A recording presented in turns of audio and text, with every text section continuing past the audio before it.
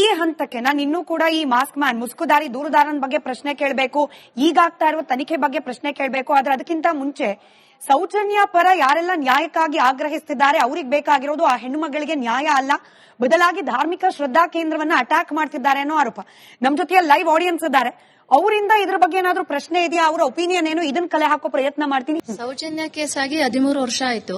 13 ವರ್ಷದಿಂದ ಅವರ ತಂದೆ ತಾಯಿ ನಿದ್ದೆ ಮಾಡ್ತಿದ್ರ, ಈಗ ಹೋರಾಟಗಾರರು ನಿದ್ದೆ ಮಾಡ್ತಿದ್ರ, ಏನ್ ಮಾಡ್ತಿದ್ರು? ಇಲ್ಲಿವರೆಗೂ ಇವ್ರು ಎಚ್ಚೆತ್ಕೊಳಕ್ ಆಗ್ಲೇ ಇಲ್ವಾ?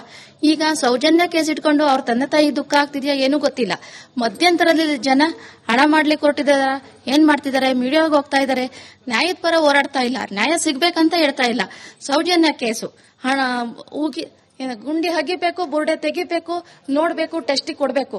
ಇದು ಸರ್ಕಾರಕ್ಕೂ ನಷ್ಟ ಆಗ್ತಾ ಇದೆ, ಜನಗಳ ಕೆಲಸನೂ ಹಾಳಾಗ್ತಾ ಇದೆ. ನ್ಯಾಯ ಸಿಗಬೇಕು ಅಂದ್ರೆ ಇವೆಲ್ಲ ನ್ಯಾಯ ಸಿಗ್ಬೇಕು, ಪ್ರಕ್ರಿಯೆ ಆಗ್ಬೇಕು. ಆದ್ರೂನು ಅಲ್ಲಿ ನ್ಯಾಯ ಸಿಗುತ್ತೆ ಅನ್ನೋ ಕುತೂಹಲ ಇಲ್ಲ. ಅಲ್ಲಿ ಅಗದಾಗ ಏನ್ ಸಿಗುತ್ತೆ ಅನ್ನೋ ಕ್ಯೂರಿಯಾಸಿಟಿ ಜಾಸ್ತಿ ಆಗಿದೆ. ಇದನ್ನ ಇಟ್ಕೊಂಡು ಜನ ಅದ್ರಿಂದನೇ ಹೋಗ್ತಾ ಇದ್ದಾರೆ. 13 ವರ್ಷದಿಂದ ಇವ್ರು ನಿದ್ದೆ ಮಾಡ್ತಾ ಇದ್ರ, ಈಗ ಎಚ್ಚೆತ್ಕೊಳೋದು ಯಾಕೆ? ಅವತ್ತಿಂದ ಏನ್ ಮಾಡ್ತಾ ಇದ್ರಿ ಇವರು?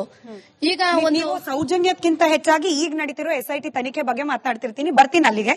ಈ ಕಡೆ ಯಾರಾದ್ರು ಸೌಜನ್ಯ ಪ್ರಕರಣ, ಈಗ ತಿಮ್ಮರೊಡ್ಡಿ ಅವರು ಇದಾರಲ್ಲ, ಅವರು ಗಿರೀಶ್ ಮಠಣ್ಣವರು ಮೊಬೈಲ್ ಅಲ್ಲಿ ತೋರಿಸ್ತಾರೆ ನಮ್ಮ ಹತ್ರ ಸಾಕ್ಷಿ ಇದೆ ಅಂತೇಳಿ.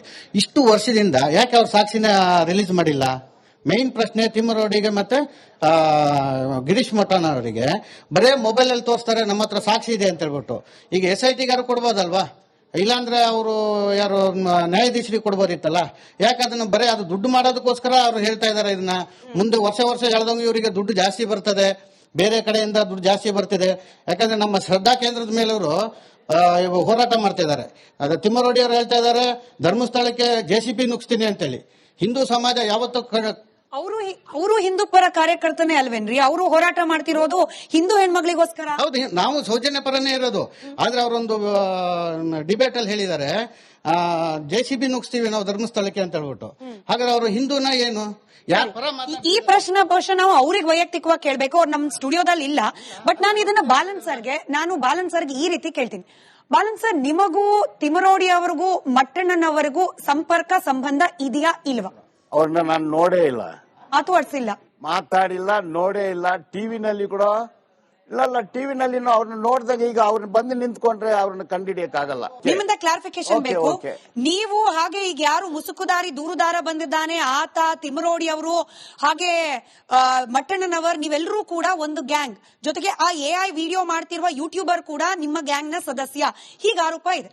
ನಾನ್ ಯಾವ ಗ್ಯಾಂಗ್ ಅಂತ ಅವರೇ ಹೇಳ್ಬೇಕು. ನಾವು ಯಾವ ಗ್ಯಾಂಗ್ ಇಲ್ಲ. ನಾನು ಒಂದು ಟ್ರೇಡ್ ಯೂನಿಯನಿಸ್ಟು. ನಾನು ಕಸ ಕೊಡ್ಸೋರು, ಅಮಾಲ್ರು, ಕಾಂಟ್ರಾಕ್ಟ್ ಲೇಬರು, ಇವ್ರು ಎಲ್ಲರೂ ಕೂಡ ಹಿಂದೂಗಳೇ. ಕಡಿಮೆ ಕೂಲಿ ಕೊಟ್ರೆ ಜಾಸ್ತಿ ಕೂಲಿ ಕೊಡೋಕೆ ಹೋರಾಟ ಮಾಡ್ತೀನಿ. ಪ್ಲಸ್ ಕೋರ್ಟ್ ಅಲ್ಲಿ ವಾದ ಮಾಡ್ತೀನಿ. ಅವ್ರ ಕೇಸ್ಗಳಲ್ಲಿ ಯಾರ ಹತ್ರನೂ ₹1 ಕೂಡ ನಾನು ತಗೊಳ್ಳಲ್ಲ. ಈಗ ಪೌರ ಕಾರ್ಮಿಕರಿಗೆ 700, 800 ಇತ್ತು, ಅವ್ರಿಗೆ ₹95,000 ಅರಿಯರ್ಸ್ ಕೊಡ್ಸಿದ್ದೀನಿ. ನಾನು ಯಾರಿಗೆಲ್ಲ ಕೆಲಸ ಮಾಡಿದೀನೋ 90% ಹಿಂದೂಗಳೇ, ಹಿಂದುಳಿದವರೇ. ನಾನು ಈ ಕಿತಾಪತಿ ಭೂಪತಿ ಮಾಡೋ ಲಾಯರ್ ಅಲ್ಲ. ಇವ್ರಿಗೂ ನಮ್ಗೂ ಸಂಬಂಧನೇ ಇಲ್ಲ. ಇಲ್ಲ, ಇದು ಬೆಳಗಾವಿಲಿ ಒಂದು ಕೇಸ್ ಆಯ್ತು. 5 ವರ್ಷದ ಮುಸ್ಲಿಂ ಹೆಣ್ಣು ಮಗಳ ಮೇಲೆ ಮೌಲ್ವಿ ರೇಪ್ ಮಾಡ್ತಾನೆ. ಅದ್ರ ಪರವಾಗಿ ನೀವ್ ಯಾಕೆ ಧ್ವನಿ ಎತ್ತಿಲ್ಲ? ಇವಾಗ್ನು ಯಾಕೆ ಎತ್ತ ಇಲ್ಲ? ಸೌಜನ್ಯ ಅದ್ರಲ್ಲಿ ನಿಮ್ಗೆ ಲಾಭ ಸಿಗುತ್ತಂತ ಬಂದ್ಬಿಡ್ತೀರಿ. ಏನ್ ಲಾಭ ಸಿಗುತ್ತೆ? ಅದೇ ನೀವೇ ಹೇಳ್ಬೇಕು. ಲಾಭ ಅಂದ್ರೆ ನಾನ್ ಯಾಕೆ ಹೇಳ್ಬೇಕು? ಲಾಭ ಅಂದ್ರೆ ಏನ್ ಲಾಭ? ಒಂದು ಮಸೀದಿಯಲ್ಲಿ 5 ವರ್ಷದ ಹೆಣ್ಣುಮಗಳಿಗೆ ರೇಪ್ ಆಗಿದೆ ನೋಡಿ. ಎಲ್ಲ ಚಾನೆಲ್ ಕರ್ನಾಟಕ ನೋಡಿದೆ ನೋಡಿ. ನೀವ್ಯಾಕೆ ನೋಡಿ, ಈ ದೇಶದಲ್ಲಿ ಹುಟ್ಟಿರೋ ಹೆಣ್ಮಗಳು ದೇಶದ ಹೆಣ್ಣುಮಗಳು. ಮತ್ತೆ ಅವಳು ಹೆಣ್ಮಗಳಲ್ವಾ? ಮುಸ್ಲಿಂ ಹೆಣ್ಮಗಳಲ್ವಾ? ಅವಳು ಹೆಣ್ಮಗಳೇ, ಅವಳು ಹೆಣ್ಮಗಳೇ. ಅದು ಬೆಳಗಾಮು, ನಾನಿರೋದು ಬೆಂಗಳೂರು. ಎಲ್ಲಾ ಕಡೆನೂ ಯಾವ ಬೆಳ್ತಂಗಡಿ ಧರ್ಮಸ್ಥಳ ಸರ್, ಬೆಂಗಳೂರಲ್ಲಿ. ಹೌದು, ನಾನಿರೋದು ಬೆಂಗಳೂರು. ನೋಡಿ, ಯಾವುದೇ ಹೆಣ್ಣು ಮಗಳು ರೇಪ್ ಆದ್ರೆ ಅದು ರೇಪೇ, ಅದು ತಪ್ಪು. ಹೆಣ್ಣು ಮಗಳ ಮೇಲೆ ರೇಪ್ ಮಾಡೋನು ಸೈಕ್ ಅಂತೀನಿ. ಬೈಪೋಲಾರು, ಸಿಜೋಫರ್ನಿಯಾ ಇರೋನೇ ಮಾಡೋದು. ಸಾಮಾನ್ಯ ಜನರು ಇದನ್ನ ಯೋಚನೆ ಕೂಡ ಮಾಡೋದಿಲ್ಲ. ರೇಪು, ಮರ್ಡರು ಮತ್ತು ಬರಿಯಲ್ಲು. ಸೀರಿಯಲ್ ರೇಪು, ಸೀರಿಯಲ್ ಕಿಲ್ಲರು, ಅವನ್ ಸೈಕೇ ಇರ್ಬೇಕು. ಅದು ಎನ, ಬಿನ, ಸಿನ, ಡಿನ ನಮ್ಗೇನು ಗೊತ್ತಿಲ್ಲ. ಈಗ ಸೌಜನ್ಯದು ಹೋರಾಟ ಮಾಡಿದ್ದಾರೆ. 2012ನೇ ಇಸ್ವಿ ವ್ಯವಹಾರ. ಅದು 1000 ಜನ, 100 ಜನ ಮೆರವಣಿಗೆ ಮಾಡಿದ್ದಾರೆ. CID ಹೋಯ್ತು, CBIಗೆ ಹೋಯ್ತು, ಮತ್ತೆ ಪೆಟಿಷನ್ಗಳಾಯ್ತು, ಏನನ್ನೋ ಆಯ್ತು. ಅದು ಅಲ್ಲಿಗೆ ನಿಂತಿತ್ತು. ಈಗ ಸೌಜನ್ಯದ ಬಗ್ಗೆ ಅದ್ರ ತನಿಖೆ ಆಗ್ತಾ ಇಲ್ಲ. ಈಗ ರಿಜಿಸ್ಟರ್ ಮಾಡಿರೋದು ಕ್ರೈಮ್ ನಂಬರ್ 39/2025. ಅದು ಮರ್ಡರ್ ಕೇಸು ಅಲ್ಲ, ಸೌಜನ್ಯ ಕೇಸು ಅಲ್ಲ, ಅದು ರೇಪ್ ಕೇಸು ಅಲ್ಲ. 211 BNS 211 ಅನ್ನ ತಪ್ಪು ಮಾಹಿತಿ ಕೊಟ್ಟಿದ್ದಾರೆ ಅನ್ನೋದು ಕೇಸು. ಆತಂದು 3ನೇ ತಾರೀಕು ಜುಲೈ 3ನೇ ತಾರೀಕು ಆತ ಪೊಲೀಸ್ ಠಾಣೆಗೆ ಹೋಗ್ತಾನೆ. ಲಾಯರ್ಗಳು ಕರೆದುಕೊಂಡು ಹೋಗ್ತಾರೆ. ನೋಡಿ, ಆ ಲಾಯರ್ಗಳು ನಾವು ಒಂದೇ ಫೀಲ್ಡ್ ಅಲ್ಲಿ ಲಾಯರ್ಗಳೇ, ಅವರು ಲಾಯರೇ, ನಾನು ಲಾಯರೇ. ಅವ್ರು ನಿಮಗೆ ಪರಿಚಯನಾ ಸರ್? ಅವರು ನನಗೆ ಆಪೋಸಿಟ್ ಲಾಯರ್. ಒಂದು ಟಫ್ ಕೇಸಲ್ಲಿ ಅವರು ಆ ಕಡೆ ನಿಲ್ತಾರೆ, ಅಂದ್ರೆ ಈ ನಾನು ಈ ಕಡೆ ಮುಸುಕುದಾರಿ ನಿಲ್ತೀನಿ. ದೂರುದಾರನ ಪರ ವಕೀಲರು ನೀವು ಪರಿಚಯಸ್ಥರ ಹೌದಾ ಇಲ್ವಾ? ಪರಿಚಯಸ್ಥರು. ನಮಗೂ ಅವರು ಬೇರೆಯವ್ರಿಗೆ ಅಪಿಯರ್ ಆಗ್ತಾರೆ, ನಾನ್ ಬೇರೆಯವ್ರಿಗೆ ಅಪಿಯರ್ ಆಗ್ತೀನಿ. ಕೋರ್ಟ್ ಅಲ್ಲಿ ಅವ್ರು ಆ ಕಡೆ ನಿಂತ್ಕೊಳ್ತಾರೆ, ನಾನು ಈ ಕಡೆ ನಿಂತ್ಕೊಳ್ತೀನಿ. ನಾನು ಅವ್ರನ್ನ ನೋಡಿ ನೀವು ಸರಿ ಇಲ್ಲ ಅಂತಾರೆ, ಅವ್ರು ನನ್ನ ನೋಡಿ ನೀವು ಸರಿ ಇಲ್ಲ ಅಂದು. ಪರಸ್ಪರ ಟೀ ಕಾಫಿ ಕುಡಿಯೋದು, ಒಟ್ಟಿಗೆ ಮಾತಾಡೋದು, ಹೋಗೋದು, ನಗಾಡೋದು, ಈ ತರ ನಮ್ಗೆ ರಿಲೇಶನ್ಶಿಪ್ ಅಲ್ಲ. ಈ ಹಂತಕ್ಕೆ ನಾನು ಇನ್ನೂ ಕೂಡ ಈ ಮಾಸ್ಕ್ ಮ್ಯಾನ್ ಮುಸ್ಕುದಾರಿ ದೂರುದಾರನ ಬಗ್ಗೆ ಪ್ರಶ್ನೆ ಕೇಳಬೇಕು, ಈಗಾಗ್ತಾ ಇರುವ ತನಿಖೆ ಬಗ್ಗೆ ಪ್ರಶ್ನೆ ಕೇಳಬೇಕು. ಆದ್ರೆ ಅದಕ್ಕಿಂತ ಮುಂಚೆ ಸೌಜನ್ಯ ಪರ ಯಾರೆಲ್ಲ ನ್ಯಾಯಕ್ಕಾಗಿ ಆಗ್ರಹಿಸುತ್ತಿದ್ದಾರೆ, ಅವ್ರಿಗೆ ಬೇಕಾಗಿರೋದು ಆ ಹೆಣ್ಣು ಮಗಳಿಗೆ ನ್ಯಾಯ ಅಲ್ಲ, ಬದಲಾಗಿ ಧಾರ್ಮಿಕ ಶ್ರದ್ಧಾ ಕೇಂದ್ರವನ್ನ ಅಟ್ಯಾಕ್ ಮಾಡ್ತಿದ್ದಾರೆ ಅನ್ನೋ ಆರೋಪ. ನಮ್ ಜೊತೆ ಲೈವ್ ಆಡಿಯನ್ಸ್ ಇದ್ದಾರೆ, ಅವರಿಂದ ಇದ್ರ ಬಗ್ಗೆ ಏನಾದ್ರೂ ಪ್ರಶ್ನೆ ಇದೆಯಾ, ಅವರ ಒಪಿನಿಯನ್ ಏನು, ಇದನ್ನ ಕಲೆ ಹಾಕೋ ಪ್ರಯತ್ನ ಮಾಡ್ತೀನಿ. ಸೌಜನ್ಯ ಕೇಸ್ ಆಗಿ 13 ವರ್ಷ ಆಯ್ತು. 13 ವರ್ಷದಿಂದ ಅವರ ತಂದೆ ತಾಯಿ ನಿದ್ದೆ ಮಾಡ್ತಿದ್ರ, ಈಗ ಹೋರಾಟಗಾರರು ನಿದ್ದೆ ಮಾಡ್ತಿದ್ರ, ಏನ್ ಮಾಡ್ತಿದ್ರು? ಇಲ್ಲಿವರೆಗೂ ಇವ್ರು ಎಚ್ಚೆತ್ಕೊಳಕ್ ಆಗ್ಲೇ ಇಲ್ವಾ? ಈಗ ಸೌಜನ್ಯ ಕೇಸ್ ಇಟ್ಕೊಂಡು ಅವ್ರ ತಂದೆ ತಾಯಿ ದುಃಖ ಆಗ್ತಿದ್ಯಾ ಏನೂ ಗೊತ್ತಿಲ್ಲ. ಮಧ್ಯಂತರದಲ್ಲಿ ಜನ ಹಣ ಮಾಡ್ಲಿಕ್ಕೆ ಕೊಟ್ಟಿದಾರ, ಏನ್ ಮಾಡ್ತಿದ್ದಾರೆ, ಮೀಡಿಯಾಗೆ ಹೋಗ್ತಾ ಇದಾರೆ, ನ್ಯಾಯದ ಪರ ಹೋರಾಡ್ತಾ ಇಲ್ಲ, ನ್ಯಾಯ ಸಿಗ್ಬೇಕಂತ ಹೇಳ್ತಾ ಇಲ್ಲ. ಸೌಜನ್ಯ ಕೇಸು ಹಣ ಹೋಗಿ ಗುಂಡಿ ಹಗಿಬೇಕು, ಬುರ್ಡೆ ತೆಗಿಬೇಕು, ನೋಡ್ಬೇಕು, ಟೆಸ್ಟ್ ಕೊಡ್ಬೇಕು. ಇದು ಸರ್ಕಾರಕ್ಕೂ ನಷ್ಟ ಆಗ್ತಾ ಇದೆ, ಜನಗಳ ಕೆಲಸನೂ ಹಾಳಾಗ್ತಾ ಇದೆ. ನ್ಯಾಯ ಸಿಗಬೇಕು ಅಂದ್ರೆ ಇವೆಲ್ಲ ಪ್ರಕ್ರಿಯೆ ನ್ಯಾಯ ಸಿಗ್ಬೇಕು, ಪ್ರಕ್ರಿಯೆ ಆಗ್ಬೇಕು. ಆದ್ರೂನು ಅಲ್ಲಿ ನ್ಯಾಯ ಸಿಗುತ್ತೆ ಅನ್ನೋ ಕುತೂಹಲ ಇಲ್ಲ. ಅಲ್ಲಿ ಅಗದಾಗ ಏನ್ ಸಿಗುತ್ತೆ ಅನ್ನೋ ಕ್ಯೂರಿಯಾಸಿಟಿ ಜಾಸ್ತಿ ಆಗಿದೆ. ಇದನ್ನ ಇಟ್ಕೊಂಡು ಜನ ಅದ್ರಿಂದನೇ ಹೋಗ್ತಾ ಇದ್ದಾರೆ. 13 ವರ್ಷದಿಂದ ಇವ್ರು ನಿದ್ದೆ ಮಾಡ್ತಾ ಇದ್ರ, ಈಗ ಎಚ್ಚೆತ್ಕೊಳೋದು ಯಾಕೆ? ಅವತ್ತಿಂದ ಏನ್ ಮಾಡ್ತಾ ಇದ್ರಿ ಇವರು? ಈಗ ನೀವು ಸೌಜನ್ಯಕ್ಕಿಂತ ಹೆಚ್ಚಾಗಿ ಈಗ ನಡೀತಿರೋ SIT ತನಿಖೆ ಬಗ್ಗೆ ಮಾತನಾಡ್ತಿರ್ತೀನಿ, ಬರ್ತೀನಿ ಅಲ್ಲಿಗೆ. ಈ ಕಡೆ ಯಾರಾದ್ರು ಸೌಜನ್ಯ ಪ್ರಕರಣ, ಈಗ ತಿಮ್ಮರೊಡ್ಡಿ ಅವರು ಇದಾರಲ್ಲ, ಅವರು ಗಿರೀಶ್ ಮಠಣ್ಣವರು ಮೊಬೈಲ್ ಅಲ್ಲಿ ತೋರಿಸ್ತಾರೆ, ನಮ್ಮ ಹತ್ರ ಸಾಕ್ಷಿ ಇದೆ ಅಂತೇಳಿ. ಇಷ್ಟು ವರ್ಷದಿಂದ ಯಾಕೆ ಅವ್ರು ಸಾಕ್ಷಿನ ರಿಲೀಸ್ ಮಾಡಿಲ್ಲ? ಮೇನ್ ಪ್ರಶ್ನೆ ತಿಮ್ಮರೊಡ್ಡಿಗೆ ಮತ್ತೆ ಗಿರೀಶ್ ಮಠಣ್ಣ ಅವರಿಗೆ ಬರೇ ಮೊಬೈಲ್ ಅಲ್ಲಿ ತೋರಿಸ್ತಾರೆ, ನಮ್ಮ ಹತ್ರ ಸಾಕ್ಷಿ ಇದೆ ಅಂತ ಹೇಳ್ಬಿಟ್ಟು. ಈಗ SIT ಗಾರು ಕೊಡ್ಬೋದಲ್ವಾ? ಇಲ್ಲಾಂದ್ರೆ ಅವರು ಯಾರು ನ್ಯಾಯಾಧೀಶರಿಗೆ ಕೊಡ್ಬೋದಿತ್ತಲ್ಲ. ಯಾಕೆ ಅದನ್ನ ಬರೀ ಅದು ದುಡ್ಡು ಮಾಡೋದಕ್ಕೋಸ್ಕರ ಅವ್ರು ಹೇಳ್ತಾ ಇದಾರೆ ಇದನ್ನ. ಮುಂದೆ ವರ್ಷ ಹೇಳ್ದಂಗೆ ಇವರಿಗೆ ದುಡ್ಡು ಜಾಸ್ತಿ ಬರ್ತದೆ, ಬೇರೆ ಕಡೆಯಿಂದ ದುಡ್ಡು ಜಾಸ್ತಿ ಬರ್ತಿದೆ. ಯಾಕಂದ್ರೆ ನಮ್ಮ ಶ್ರದ್ಧಾ ಕೇಂದ್ರದ ಮೇಲೆ ಅವರು ಹೋರಾಟ ಮಾಡ್ತಾ ಇದ್ದಾರೆ.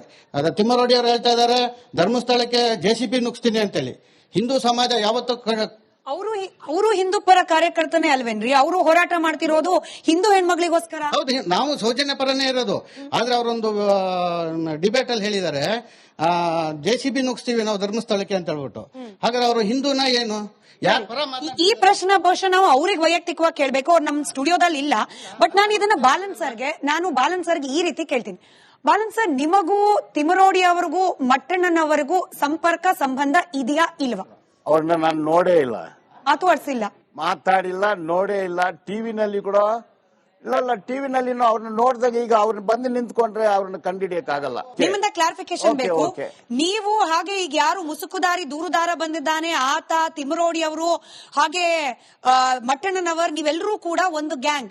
ಜೊತೆಗೆ ಆ AI ವಿಡಿಯೋ ಮಾಡ್ತಿರುವ ಯೂಟ್ಯೂಬರ್ ಕೂಡ ನಿಮ್ಮ ಗ್ಯಾಂಗ್ ನ ಸದಸ್ಯ, ಹೀಗೆ ಆರೋಪ ಇದೆ. ನಾನ್ ಯಾವ ಗ್ಯಾಂಗ್ ಅಂತ ಅವರೇ ಹೇಳ್ಬೇಕು. ನಾವು ಯಾವ ಗ್ಯಾಂಗ್ ಇಲ್ಲ. ನಾನು ಒಂದು ಟ್ರೇಡ್ ಯೂನಿಯನಿಸ್ಟು. ನಾನು ಕಸ ಕೊಡ್ಸೋರು, ಅಮಾಲ್ರು, ಕಾಂಟ್ರಾಕ್ಟ್ ಲೇಬರು, ಇವ್ರು ಎಲ್ಲರೂ ಕೂಡ ಹಿಂದೂಗಳೇ. ಕಡಿಮೆ ಕೂಲಿ ಕೊಟ್ರೆ ಜಾಸ್ತಿ ಕೂಲಿ ಕೊಡೋಕೆ ಹೋರಾಟ ಮಾಡ್ತೀನಿ. ಪ್ಲಸ್ ಕೋರ್ಟ್ ಅಲ್ಲಿ ವಾದ ಮಾಡ್ತೀನಿ. ಅವ್ರ ಕೇಸ್ಗಳಲ್ಲಿ ಯಾರ ಹತ್ರನೂ ₹1 ಕೂಡ ನಾನು ತಗೊಳಲ್ಲ. ಈಗ ಪೌರ ಕಾರ್ಮಿಕರಿಗೆ 700-800 ಇತ್ತು, ಅವ್ರಿಗೆ ₹95,000 ಅರಿಯರ್ಸ್ ಕೊಡ್ಸಿದ್ದೀನಿ. ನಾನು ಯಾರಿಗೆಲ್ಲ ಕೆಲಸ ಮಾಡಿದೀನೋ 90% ಹಿಂದೂಗಳೇ, ಹಿಂದುಳಿದವರೇ. ನಾನು ಈ ಕಿತಾಪತಿ ಭೂಪತಿ ಮಾಡೋ ಲಾಯರ್ ಅಲ್ಲ. ಇವ್ರಿಗೂ ನಮ್ಗೂ ಸಂಬಂಧನೇ ಇಲ್ಲ. ಇಲ್ಲ, ಇದು ಬೆಳಗಾವಿಲಿ ಒಂದು ಕೇಸ್ ಆಯ್ತು. 5 ವರ್ಷದ ಮುಸ್ಲಿಂ ಹೆಣ್ಣು ಮಗಳ ಮೇಲೆ ಮೌಲ್ವಿ ರೇಪ್ ಮಾಡ್ತಾನೆ, ಅದ್ರ ಪರವಾಗಿ ನೀವ್ ಯಾಕೆ ಧ್ವನಿ ಎತ್ತಿಲ್ಲ? ಇವಾಗ್ನು ಯಾಕೆ ಎತ್ತ ಇಲ್ಲ? ಸೌಜನ್ಯ ಅದ್ರಲ್ಲಿ ನಿಮ್ಗೆ ಲಾಭ ಸಿಗುತ್ತಂತ ಬಂದ್ಬಿಡ್ತೀರಿ. ಏನ್ ಲಾಭ ಸಿಗುತ್ತೆ? ಅದೇ ನೀವೇ ಹೇಳ್ಬೇಕು, ಏನ್ ಲಾಭ ಸಿಗುತ್ತೆ ಅಂತ ನೀವ್ ಹೇಳ್ಬೇಕು. ಲಾಭ ಅಂದ್ರೆ ನಾನ್ ಯಾಕೆ ಹೇಳ್ಬೇಕು? ಲಾಭ ಅಂದ್ರೆ ಏನ್ ಲಾಭ? ಒಂದು ಮಸೀದಿಯಲ್ಲಿ 5 ವರ್ಷದ ಹೆಣ್ಣು ಮಗಳಿಗೆ ರೇಪ್ ಆಗಿದೆ ನೋಡಿ, ಎಲ್ಲ ಚಾನೆಲ್ ಕರ್ನಾಟಕ ನೋಡಿದೆ. ನೋಡಿ, ನೀವ್ಯಾಕೆ ಅದ್ರ ಪರವಾಗಿ ಧ್ವನಿ ಎತ್ತಿಲ್ಲ? ನೋಡಿ, ಈ ದೇಶದಲ್ಲಿ ಹುಟ್ಟಿರೋ ಹೆಣ್ಮಗಳು ದೇಶದ ಹೆಣ್ಮಗಳು, ಮತ್ತೆ ಅವಳು ಹೆಣ್ಮಗಳಲ್ವಾ? ಮುಸ್ಲಿಂ ಹೆಣ್ಮಗಳಲ್ವಾ? ಅವಳು ಹೆಣ್ಮಗಳೇ, ಅವಳು ಹೆಣ್ಮಗಳೇ. ಅದು ಬೆಳಗಾಮು, ನಾನಿರೋದು ಬೆಂಗಳೂರು. ಎಲ್ಲಾ ಕಡೆನೂ ಯಾವ ಬೆಳ್ತಂಗಡಿ ಧರ್ಮಸ್ಥಳ ಸರ್, ಬೆಂಗಳೂರಲ್ಲಿ. ಹೌದು, ನಾನಿರೋದು ಬೆಂಗಳೂರು. ನೋಡಿ, ಯಾವುದೇ ಹೆಣ್ಣು ಮಗಳು ರೇಪ್ ಆದ್ರೆ ಅದು ರೇಪೇ, ಅದು ತಪ್ಪು. ಹೆಣ್ಣು ಮಗಳ ಮೇಲೆ ರೇಪ್ ಮಾಡೋವನು ಸೈಕ್ ಅಂತೀನಿ. ಬೈಪೋಲಾರು, ಸಿಜೋಫರ್ನಿಯಾ ಇರೋವನ್ನೇ ಮಾಡೋದು. ಸಾಮಾನ್ಯ ಜನರು ಇದನ್ನ ಯೋಚನೆ ಕೂಡ ಮಾಡೋದಿಲ್ಲ. ರೇಪು, ಮರ್ಡರು ಮತ್ತು ಬರಿಯಲ್ಲು, ಸೀರಿಯಲ್ ರೇಪು, ಸೀರಿಯಲ್ ಕಿಲ್ಲರು, ಅವನ್ ಸೈಕೇ ಇರಬೇಕು. ಅದು ಎನ, ಬಿನ, ಸಿನ, ಡಿನ ನಮ್ಗೇನು ಗೊತ್ತಿಲ್ಲ. ಈಗ ಸೌಜನ್ಯ ಅದು ಹೋರಾಟ ಮಾಡಿದ್ದಾರೆ. 2012ನೇ ಇಸ್ವಿ ವ್ಯವಹಾರ ಅದು. ಸಾವಿರಾರು ಜನ, ನೂರಾರು ಜನ ಮೆರವಣಿಗೆ ಮಾಡಿದ್ದಾರೆ. CID ಹೋಯ್ತು, CBIಗೆ ಹೋಯ್ತು, ಮತ್ತೆ ಪೆಟಿಷನ್ಗಳಾಯ್ತು, ಏನನ್ನೋ ಆಯ್ತು. ಅದು ಅಲ್ಲಿಗೆ ನಿಂತಿತ್ತು. ಈಗ ಸೌಜನ್ಯದ ಬಗ್ಗೆ ಅದ್ರ ತನಿಖೆ ಆಗ್ತಾ ಇಲ್ಲ. ಈಗ ರಿಜಿಸ್ಟರ್ ಮಾಡಿರೋದು ಕ್ರೈಮ್ ನಂಬರ್ 39/2025. ಅದು ಮರ್ಡರ್ ಕೇಸು ಅಲ್ಲ, ಸೌಜನ್ಯ ಕೇಸು ಅಲ್ಲ, ಅದು ರೇಪ್ ಕೇಸು ಅಲ್ಲ. 211 BNS 211 ಅನ್ನ ತಪ್ಪು ಮಾಹಿತಿ ಕೊಟ್ಟಿದ್ದಾರೆ ಅನ್ನೋದು ಕೇಸು. ಆತಂದು 3ನೇ ತಾರೀಕು, ಜುಲೈ 3ನೇ ತಾರೀಕು ಆತ ಪೊಲೀಸ್ ಠಾಣೆಗೆ ಹೋಗ್ತಾನೆ. ಲಾಯರ್ಗಳು ಕರೆದುಕೊಂಡು ಹೋಗ್ತಾರೆ. ನೋಡಿ, ಆ ಲಾಯರ್ಗಳು ನಾವು ಒಂದೇ ಫೀಲ್ಡ್ ಅಲ್ಲಿ ಲಾಯರ್ಗಳೇ. ಅವರು ಲಾಯರೇ, ನಾನು ಲಾಯರೇ. ನಿಮಗೆ ಪರಿಚಯನಾ ಸರ್? ಅವರು ನನಗೆ ಆಪೋಸಿಟ್ ಲಾಯರ್. ಒಂದು ಟಫ್ ಕೇಸಲ್ಲಿ ಅವರು ಆ ಕಡೆ ನಿಲ್ತಾರೆ. ಈ ಮುಸುಕುದಾರಿ ದೂರುದಾರನ ಪರ ವಕೀಲರು ನೀವು ಪರಿಚಯಸ್ಥರ, ಹೌದಾ ಇಲ್ವಾ? ಪರಿಚಯಸ್ಥರು. ನಮಗೂ ಅವರು ಬೇರೆಯವ್ರಿಗೆ ಅಪಿಯರ್ ಆಗ್ತಾರೆ, ನಾನ್ ಬೇರೆಯವ್ರಿಗೆ ಅಪಿಯರ್ ಆಗ್ತೀನಿ. ಕೋರ್ಟ್ ಅಲ್ಲಿ ಅವ್ರು ಆ ಕಡೆ ನಿಂತ್ಕೊಳ್ತಾರೆ, ನಾನು ಈ ಕಡೆ ನಿಂತ್ಕೊಳ್ತೀನಿ. ನಾನು ಅವ್ರನ್ನ ನೋಡಿ ನೀವು ಸರಿ ಇಲ್ಲ ಅಂತಾರೆ, ಅವ್ರು ನನ್ನ ನೋಡಿ ನೀವು ಸರಿ ಇಲ್ಲ ಅಂದು. ಪರಸ್ಪರ ಟೀ ಕಾಫಿ ಕುಡಿಯೋದು, ಒಟ್ಟಿಗೆ ಮಾತಾಡೋದು, ಹೋಗೋದು, ನಗಾಡೋದು, ಈ ತರ ನಮ್ಗೆ ರಿಲೇಶನ್ಶಿಪ್ ಅಲ್ಲ.